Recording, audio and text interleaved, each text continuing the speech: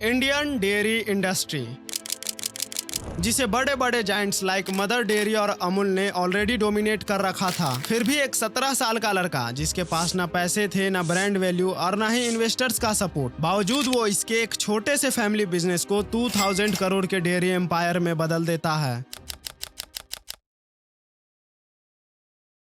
Dairy business हमारे देश की सबसे ब्रूटल इंडस्ट्री रही है, क्योंकि डेयरी प्रोडक्ट्स मैक्सिमम 4 दिन में ही खराब हो जाते हैं और इसमें मार्जिन्स भी हार्डली 3 to 5% होता है। फिर भी इस छोटे से टाइम पीरियड में अगर आप अपना प्रोडक्ट नहीं बेच पाते तो आपका बिजनेस जल्द ही बंद हो जाएगा। सेकेंडली, 1960s में इंडिया में 50,000 ton of milk powder import होते थे। वहीं 1990s आते आते इंडिया मिल्क एक्सपोर्ट करने लगा था। क्यों? क्योंकि अमूल ने व्हाइट रिवॉल्यूशन की शुरुआत की, जिस कारण वो देश का सबसे बड़ा मिल्क प्रोड्यूसर बन गया था। Operation Flood, which ran from 1970 to 1996, is the world's largest dairy development program, where the farmers would collectively decide their rates and sell directly to the dairy.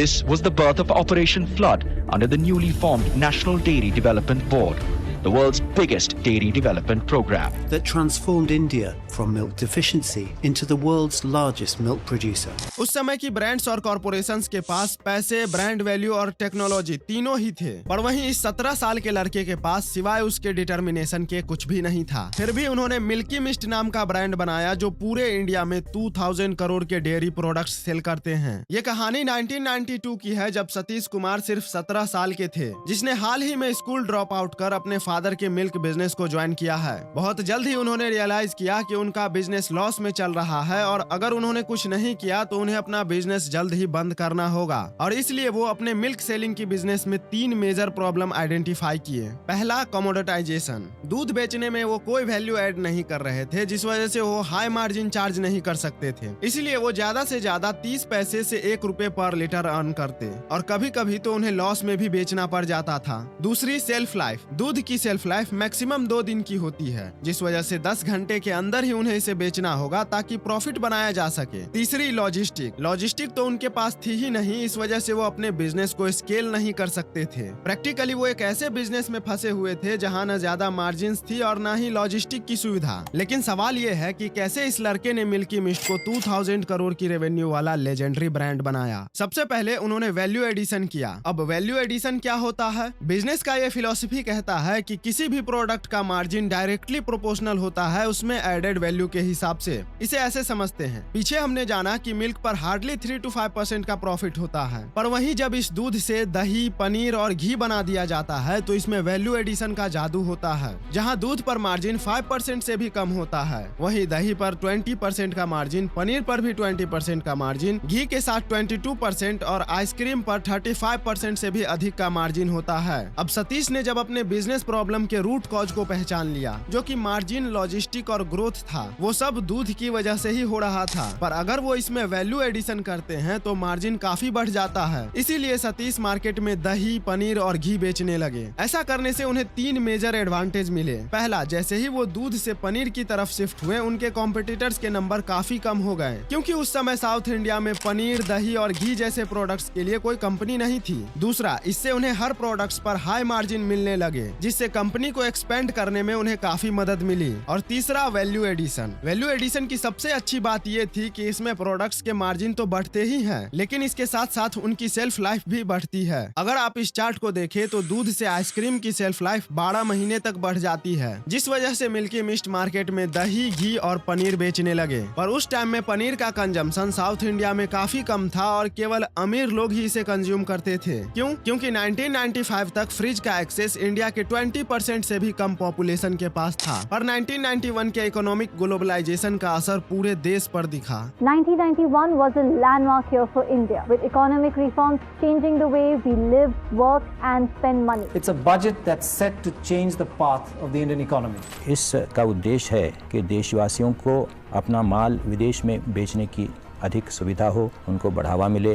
We are in a phase of restructuring our economy. Market खुलने के बाद बहुत सारे लोगों की job लगी और भारत की पर कैपिटा इनकम बढ़ने लगी, जिस वजह से अब मिडिल क्लास लोग भी हेल्थ और न्यूट्रिशन के प्रति अवेयर हो गए। As a result paneer protein का एक इम्पोर्टेंट सोर्स उभर कर सामने आया। अब जैसा कि हम सभी जानते हैं कि नॉन वेजिटेरियन के लिए चिकन, मटन और अंडे हैं, वहीं वेजिटेरियन के लिए पनीर एकलौता प्रोटीन का सोर्स है। इस कारण पनीर का कंजम्पशन साउथ इंडियन मार्केट में काफी तेजी से बढ़ा। पर सतीश के लिए एक हाई मार्जिन प्रोडक्ट और डिमांडिंग मार्केट ढूंढना ही काफी नहीं था। पनीर बनाने और बेचने से कहीं गुना 3 बड़े चैलेंजेस मार्केट में थे। पर क्वेश्चन ये है कि वो क्या चैलेंजेस थे और सतीश ने इन्हें टैकल कैसे किया। पहला, इंडिया की मिल्क सोर्स काफी फ्रेगमेंटेड थी। इवन अभी भी देखे तो इंडिया में 7.5 लाख डेयरी फार्मर्स हैं, जिनके पास सिर्फ 2 गाय या भैंस हैं। तो इमेजिन करिए कि 1995 में कैसी डिफिकल्ट सिचुएशन रही होगी, जब ना ही इंटरनेट कनेक्शन थी, ना ही अच्छे हाईवेज और लॉजिस्टिक की सुविधा। दूसरा, उस समय किसान किसी एक कंपनी को दूध देने के कॉन्ट्रैक्ट में नहीं थे और जो कोई भी उनके दूध की ज्यादा कीमत देते वो खुशी खुशी उसे बेच देते।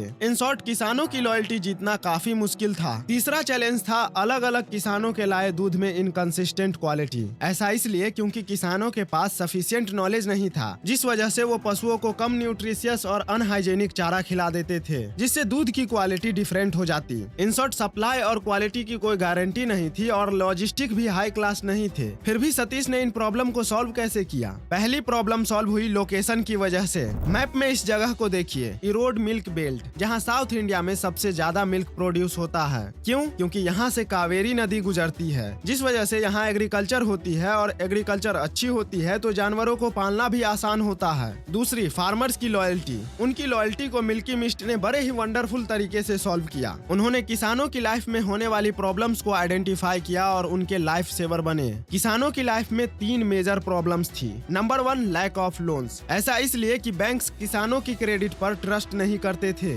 सेकेंडली, उन्होंने किसानों के पास उनके जानवरों को केयर करने के लिए कोई रिलायबल सोर्स नहीं देखा। सो एज ए फार्मर, अगर आधी रात में अगर आपके गाय को कुछ हो गया तो आप सिर्फ उसे देखने के अलावा कुछ नहीं कर सकते थे। और लास्टली, किसानों के पास लेटेस्ट टेक्नोलॉजी की जानकारी नहीं थी, जिस वजह से वो ज्यादा पैसे अर्न नहीं कर पाते थे। इसीलिए मिल्की मिस्ट ने इमीडिएटली इन प्रॉब्लम्स को दूर करना शुरू किया। सबसे पहले उन्होंने बैंक्स के साथ टाई अप करके किसानों को लोन की सुविधा दी। दूसरा, उन्होंने 24/7 एनिमल केयर हेल्पलाइन लॉन्च किया, जिससे किसान इमीडिएटली डॉक्टर से कांटेक्ट करके इमरजेंसी सिचुएशन में जानवरों की जान बचा सके। इसके साथ ही उन्होंने 0 प्रॉफिट पर हाई क्वालिटी चारा एक्सेस कराया ताकि किसान हाई क्वालिटी मिल्क प्रोड्यूस कर सके। तीसरा, उन्होंने किसानों को लेटेस्ट टेक्नोलॉजी और फाइनेंसिंग के बारे में एजुकेट किया ताकि वो और ज्यादा पैसे कमा सके। मिल्की मिस्ट इन किसानों को वीकली बेसिस पर डायरेक्ट इनके बैंक में पैसे ट्रांसफर करती है ताकि कैश की शॉर्टेज न हो और बैंक्स भी इन ट्रांजैक्शंस को मॉनिटर कर सकती है। इवेंचुअली उनकी लोन एलिजिबिलिटी बढ़ जाती है।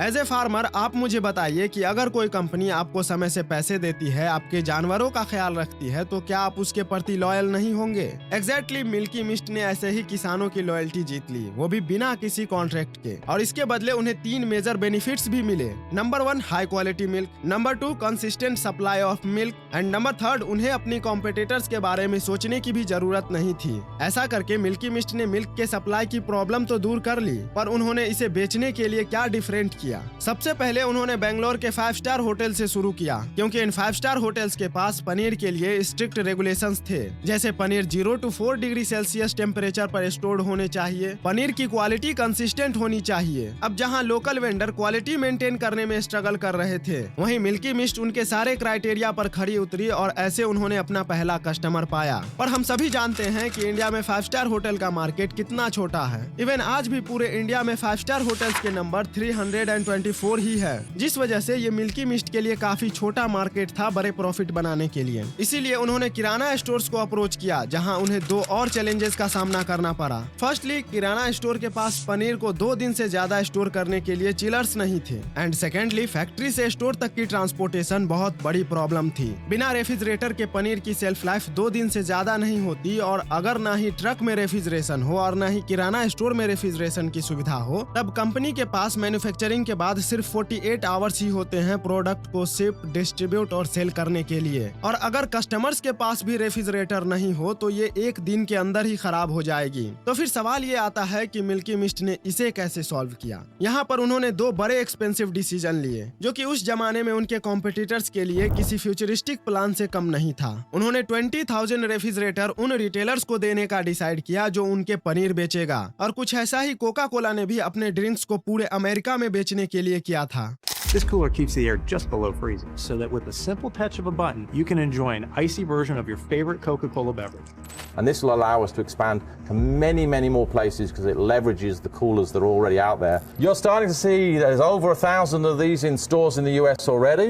दूसरा, फैक्ट्री से रिटेलर्स के पास पहुंचाने वाले ट्रक्स में रेफ्रिजरेशन की फैसिलिटी इंस्टॉल करवाएं ताकि प्रोडक्ट की सेल्फ लाइफ न घटे। पर मिल्की मिस्ट ने नोटिस किया कि ड्राइवर्स फुल्ली लोडेड ट्रक्स की रेफ्रिजरेशन को आधे रास्ते में ही बंद कर देते, क्योंकि ये ट्रक्स किसी थर्ड पार्टी प्रोवाइडर्स के थे और टाइमिंग को लेकर भी वो पंक्चुअल नहीं थे, जिस वजह से मिल्की मिस्ट ने अपने खुद का ट्रक्स खरीदने और ऑपरेट करने का डिसीजन लिया। यहाँ पर उन्हें एक और प्रॉब्लम को फेस करना पड़ा कि जब वो पनीर इरोड से शिमला भेजते तो उधर से ट्रक खाली आता, जिससे ट्रांसपोर्टेशन कॉस्ट ऑलमोस्ट 2 गुना बढ़ गया था। पर मिल्की मिस्ट की टीम ने क्या किया, एग्जाम्पल के लिए अगर वो कश्मीर में मिल्की मिस्ट के ट्रक भेजते तो वहाँ से खाली आने के बजाय सेब तमिलनाडु लेकर आते, जिससे उन्हें प्रॉफिट भी होने लगा। और आज मिल्की मिस्ट के पास 250 से भी ज्यादा ट्रक्स और टैंकर्स हैं जो जीपीएस ट्रैकिंग सिस्टम से लैस है ताकि उनके डेटा और लोकेशन को ट्रैक किया जा सके। और ऐसे सतीश ने एक प्रॉफिटेबल बिजनेस बनाने के लिए मार्केट में एक गैप ढूंढा, फार्मर्स की प्रॉब्लम को सॉल्व कर उनका ट्रस्ट जीता और एक लॉजिस्टिक सप्लाई चेन बनाया, तब जाकर मिल्की मिस्ट 2000 करोड़ की कंपनी बन पाई।